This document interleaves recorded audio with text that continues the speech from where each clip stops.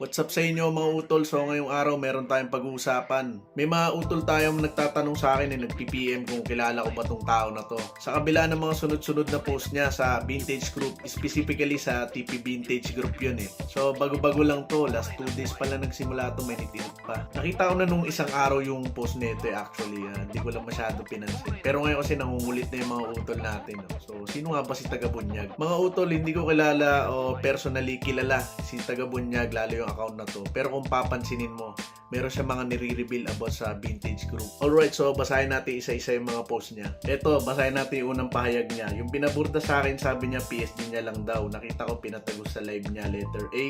Simula ng name niya, taga Manila.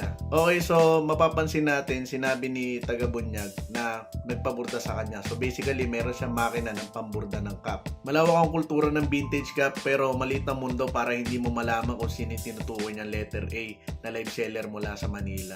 Kasi dumadaan yan sa FYP ng mga kolektor napapanood yan. Ito naman yung naging sunod na pahayag ni Tagabunyag. Basahin natin. Another day, another pagbubunyag.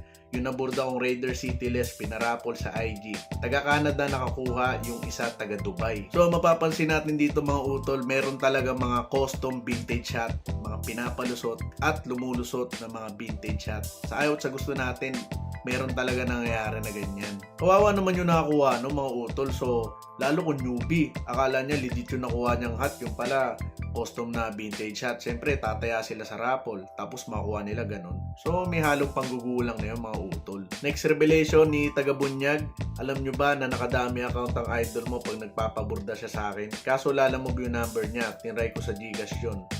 Nga lumabas yung name niya, pati talaga ako nagulat. Sa pahayag ni Tagabunyag dito, malalaman mong may alam talaga siya kung sino yung nagpapalusot ng custom vintage shot Naku, mahirap yan. Eto pa, another day, another, ingat sa mga parapol, lalo na yung ang tubo pwede na bumili barko.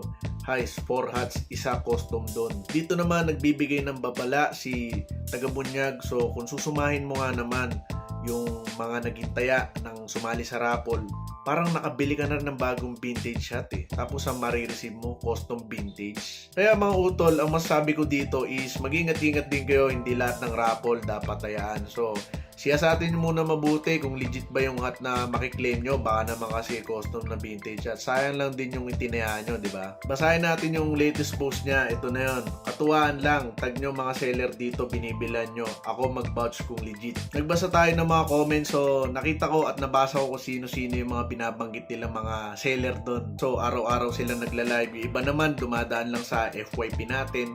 Pero karamihan ng mga binanggit din doon is personal kong kilala kasi mga nakadil ko na yun So matatawa ka kasi hinahatulan niya isa-isa yung mga seller na tinatag tsaka yung mga mini-mention doon. Personal na opinion ko lang, para sa akin okay din tong ginagawa ni Tagabunyag kasi nagbibigay siya ng idea at ng clue kung sino yung mga dapat nating iwasan lalo sa pagkuha ng mga vintage hat. Kung gusto natin maging healthy yung vintage cup culture dito sa Pilipinas.